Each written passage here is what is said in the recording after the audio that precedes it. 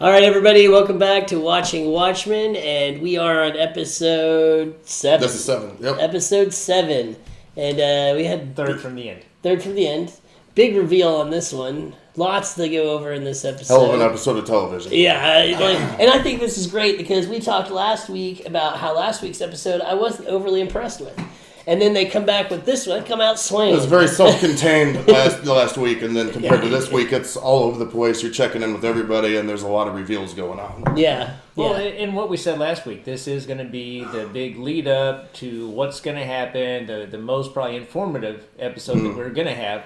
And next week, we're going to war, I'm sure. Yeah. The everything blows up next week. Yeah, next week the episode is going to be the big, battle of the climax, and then we're going to have some sort of wrap up. Or at least the clock's about to go off next week, is what it looks like. So, and then we have to see what happens with Watchmen, because there's a lot of talk of actually having a second season after all this talk of not having. It's just self-contained. It's just one season, and it's a mini-series, and we're not going to do another one, and then all of a sudden you see in all the interviews they're doing a whole lot of this season, and saying like that. So we're not going to see Night Owl this season, they say. So... All they have to do is make enough money. Yeah.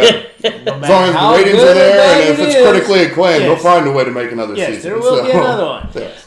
I'm not going to say I'm totally disappointed by that. I like the idea of, even with the Joker, I'd hate to see a sequel because it was such a great film. Leave a standalone film, just walk away. Yeah. But on another note, it's always fun to have more content as well. So, and that just gives us more to talk about or gripe about, right? Yeah. Well, this series alone, I think they could have almost... I don't know if doubled, but added another 4 or 5 episodes. Easily added a few more episodes. They stuffed an awful lot of content in these episodes. Yeah, they did. So they're not wasting a second on screen. Yeah. No. So let's get into it. What should we start with? Let's start with she wakes up having nightmares, and she's still kind of crossing over between her dreams and her grandfather's dreams. And there's old True sitting there in front of her. Mm-hmm. And she's telling her, hey, basically, you took a whole bottle of pills. You weren't supposed to do that. And they weren't even yours. You were supposed to be on one at a time, not the whole bottle. The whole bottle. Once she starts to have her memories here, you get insight into, she said she grew up in Vietnam, and you get to see how her parents went, and you get to see how her grandmother came over there and found her, and then that didn't work out so well. Yeah. But you got a pretty good insight into her as a child and what made her want to become a cop and where she is right now, which I thought was really cool. And you start to kind of see these characters that you think, oh, is this a good guy or a bad guy? And you're just like, now I'm pretty convinced that the police chief was a bad guy. Yeah. And I'm pretty convinced that, Knight is a good guy. Yeah. She's a good person. She obviously had some secrets, There's a lot of gray area in this episode, this series, but I think the battle lines have kind of been drawn here now. Yeah. And then she's obviously plugged into someone, supposedly her grandfather, which is going to help get the nostalgia out of her system and help save her mind. Yeah. And you kind of see her slowly kind of coming back to the character she was previously, which is good. That part didn't make a lot of sense. I didn't assume it was her grandfather. You didn't? Nope. See, I kind of It's too obvious. And true. Based on Lady True's description, I was like, she's going to have to be hooked up to a whole team of people. Yeah. To get the amount of fluid and things that they're trying to describe in the film. Yeah. So. Yep, I kind of just, that flew right past me. I didn't even notice that detail. Yeah. I didn't even notice it. And of course we find out that she's plugged into a frickin' elephant. They have the best memories, man. It makes sense. Didn't expect the elephant, but was not shocked. I was like, makes sense. Yeah, elephants never forget. They have this huge brain, and and it's a land animal, so it's not like they had to have a whale plugged in somewhere, so it's it made a lot of sense. Yeah. So, and we start to find out about everybody's plan and where they fall into it.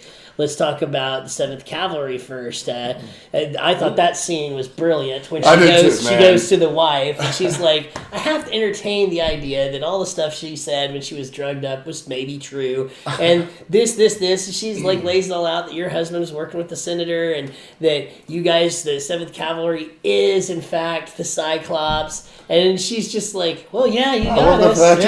She sits there and goes, this is where I'm supposed to, deny this until you finally catch me. She goes, no, that's what's going on here. And she goes, What? What? Oh, okay. So I'm right. Okay. And I love this scene because it was trap so real. She's hitting the button for the trap door, and she's like cursing. She's like, it's not working, and she's still sitting there. She doesn't move or react. She's like, what the heck? And that trap door was built like 20, 30 years ago. It was, it might have been one of the funniest moments of the whole series. It was pretty good. But it was good because I thought that was a real interaction of people because she's so shocked and she's like, are you kidding me? And she's so used to people trying to run and get away, and this lady isn't, and she's literally caught off guard. And when she's pushing the button, she's thinking maybe it's one of the mind control things or something else. And then all of a sudden, I would have jumped out of that chair pretty quick. She falls, and she's like later on, she's even like a trap door.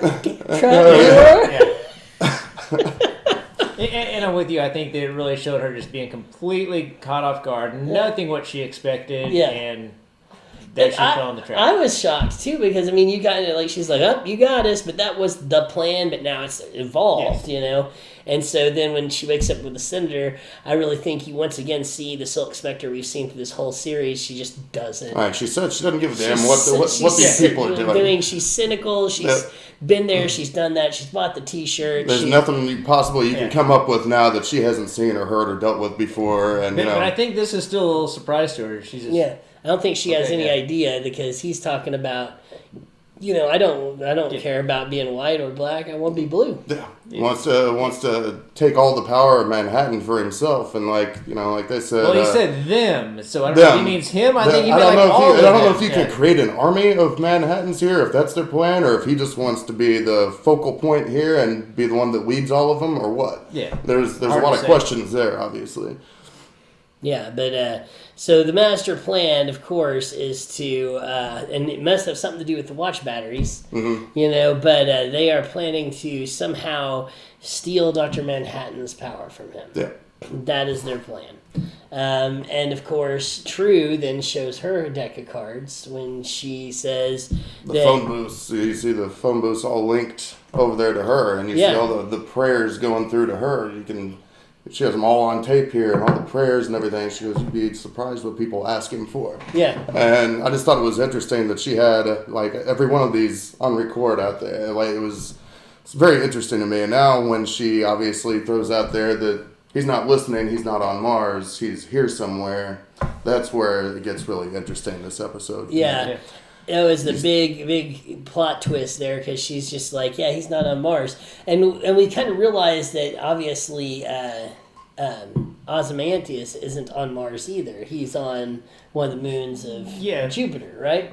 So, most likely. Yeah, and so... or was. Yeah. Europa, he had he spelled it out, the save me, and it just started with a D, and now you might estimate that it was about to say daughter instead of Dr. Manhattan. Yeah. Who knows? So, Yeah, at this point, it could be... I think the original showing you the D was to lead everybody to think it was Dr. Manhattan, but it might actually be daughter. Mm-hmm. Yeah, well, we also know her as Lady True. Yeah. We've never heard, or at least I don't recall her first name. No. I don't think there has been a reveal of her first name. Or what was her mother's name? Because she... I might have missed that, but I'm not sure they mentioned that either. Yeah, it's all kind of shrouded in mystery as to who she is. Yeah, her mother is cloned, and it's the little girl. Yeah. Obviously. Bringing back all of her memories slowly, and, the night terrors she was having a couple episodes ago is just her memories coming back. Yeah. And which is really creepy. Why she was hooked up to the IV at night, things like that. So that was a good reveal. Yeah, and it kind of shows what kind of person True is. I mean, she might be a good guy in this. We're not really 100% sure. She's definitely not the main bad. That's for sure. But she might not necessarily be good. But the thing is, she does a lot of really questionably ethical things. I mean, she cloned a little girl and has been raising her like her daughter while she secretly at night injects her mother's memories into her to obliterate her and create her mother. Who does this seem like? Who does this seem like to you? There's a lot of megalomania. There's a lot of megalomania involved in this. Seems very Dr. Ozymandias. It seems very reminiscent of Vite here. And when she says both of her parents are going to be here to see this, she goes, all this stuff, all of what I've built here and what I'm about to accomplish, I want my parents here to see it. Yeah. And, where's your father? I guess we're about to find out. My first instinct a few episodes ago was it could have been the comedian when he was over there, with all the Vietnamese women, and then kind of killing them one by one if they were coming by and asking about one of their kids or, to take care of them. And then now, I mean, it very much obviously looks like Veidt might be her father. Yeah, That'd be my vote. yeah. If I had to take a shot in the dark, that's what That I seems guess right now. very plausible at this point. I mean, she had a statue of him. Yeah. And she knew he was old. Like she was like, he's older. He looks like crap. She's like, But how would anybody know what he? That's what I. How would anybody know what he looks like after all those years of being gone? And it looks almost exactly like super rich. She could have found him Yeah. satellites. I mean, I don't know. That's assuming that's where he is. We. It brings back the third or fourth episode. I can't remember what it was, but when she offers them the baby and for the farmland and everything, and you see another one drop from the sky. She goes, "Don't worry, that's mine." Yeah. So you never see what's in there or what it is, and I'm guessing that he has something to do with that too. Yeah, and he very well may. Yeah. First we were thinking Dr. Manhattan, but it very well may be Veidt. Right, or something of that. Yeah. But and of course, there's the other big moment, which kind of goes back to True revealing herself, is whenever Night decides, that she's leaving. She's like, I'm not staying here, and she's talking to her about like, are we going to keep BSing each other? Are we going to become clean?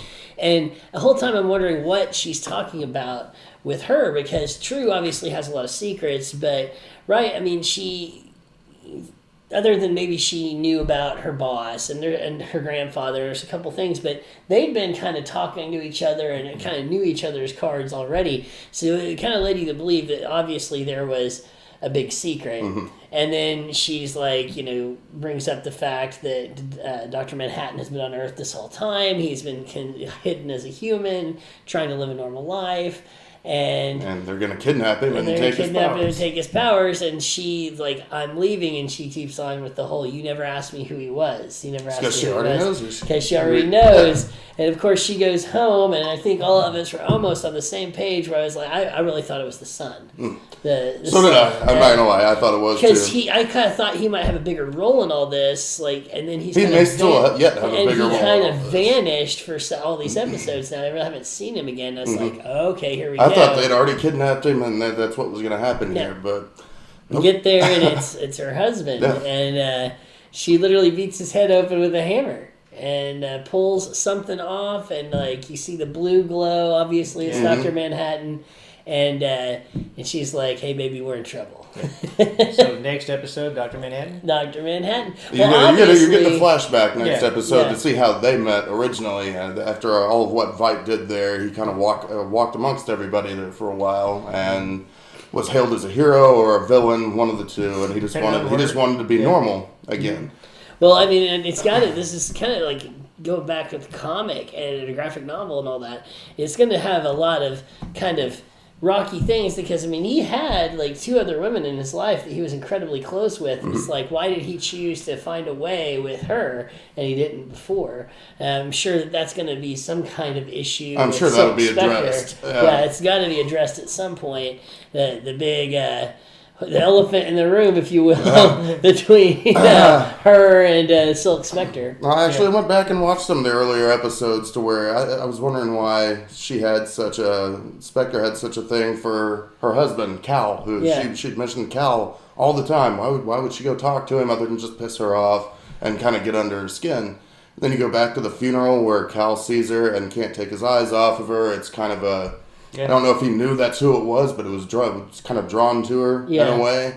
And I think that's all hopefully going to be addressed here next episode. Yeah, and it's kind of funny when you go back and watch these episodes and you see that the actors, and it was in the script already, that they were doing these things, and you just didn't know, so you didn't know to look for it. And now you're like, oh, now you go crap. back and, it links up really well. Yeah, so they covered their bases there. Yeah, it's a lot of thought was put into it. Well, I think that's going to be a big deal for... the future later on, because you're going to have rewatchability. So there's definitely going to be something that you watch it all the way through. You kind of soak it in, then a week or two later, you kick it back on and start watching again. Yep. Start picking up all the little pieces you missed. But Yeah, so far, I have to say, this season in general, it's been a very big success to me. I've really enjoyed it. You too now this season? Yeah, this season. I think it's coming towards one of the best comic adaptations ever to me. Yeah. I know that sounds like a lot, but it's as far as for a series, They- especially like a TV series, a lot of money was dumped into this, and they did a really good job. Well, and we've talked about this. So you've got your major players. You got Netflix, Amazon, HBO, Cinemax. These people are putting out series with the movie quality, the production quality, and things of that. And I think we're getting a better story. Mm-hmm. You're not having to rush through and compact a huge story into, and we all say 2 hours, but it's not 2 hours. Most of them are 1 hour and 40 minutes. Yeah. If you get a 2.5 hour movie, it's like, oh my God, it's so long. Yeah. So we're able to really, tell a story and get into it. We're already saying this could have been longer. Yeah. Right? So, and I think this is a great format for what they're adapting. This wouldn't have worked any other way than a television series. There's too much going on. It's too layered to do what they've done here. I think this is the perfect avenue for them to try this. Which is my thing is if they had decided not to do another series, like a second season, I wouldn't mind them going back and redoing Watchmen as a series like this. Or a prequel with Hooded Justice and all that. Prequel, I wouldn't mind seeing. There's a lot of ways they can play with this. Where it's like not like an actual continuing series. It's a lot like American Horror Story. You got every season is a whole like an different, anthology. a different tale. You can play around in that world a lot. Yeah, and so it'd be like the same world, but not necessarily the same like a direct story. But anyways, I guess that's going to kind of wrap up this episode. 2 episodes left. Guys, don't forget to like and subscribe, and of course leave your comments below. Tell us what you think. If you notice things that we don't, we always like reading those, and we'll try and comment back to you, okay? Until next time, keep it real and keep watching FanTalk.